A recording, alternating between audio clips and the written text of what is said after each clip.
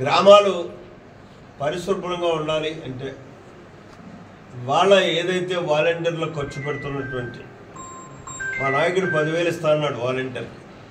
నేనేమంటానంటే ఆ 10,000 శాలరీ ఇచ్చి ప్రతి గ్రామాన్ని బట్టి 5గురిని 6గురిని 10 మందిని 12 మందిని 15 మందిని ఆ పంచాయతీ యొక్క వైశల్యాన్ని బట్టి ఈ 15,000 రూపాయలు శాలరీ ఇచ్చి స్కావెంజర్స్ వేసినట్టయితే మనం దుర్గంధం నుంచి బయటపడతాం. పరిశుభ్రమైనటువంటి గ్రామాలుగా తయారు చేసుకోవడానికి అవకాశం ఉంటుంది. దానికి ఖర్చు పెట్టండి. మనకు సచివాలయ సిబ్బంది ఉన్నారు బ్రహ్మాండంగా, వాళ్ళతో సర్వీస్ చేయించుకుందాం. గ్రామాల్లో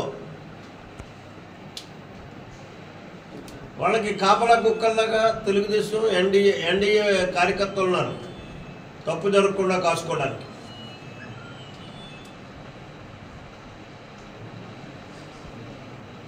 ఇది నా పర్సనల్ అభిప్రాయం.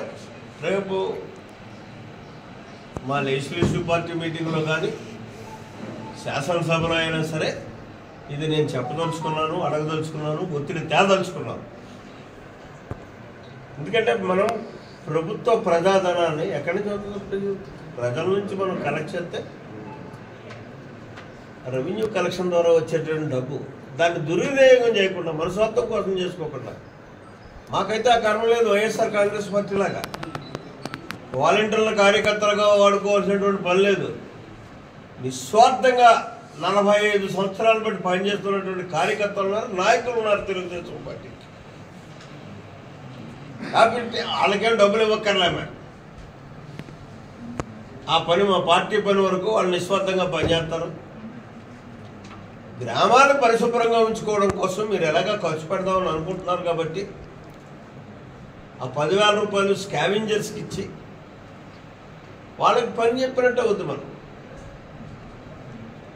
ఇందులో ఎవరైనా ఉంటాను స్కావెంజర్గా అంటే అభ్యంతరం లేదు, వాళ్ళకే ఇస్తాం. కాబట్టి ఆ రకంగా చేస్తే బాగుంటుంది అన్నది ప్రభుత్వానికి నా సూచన.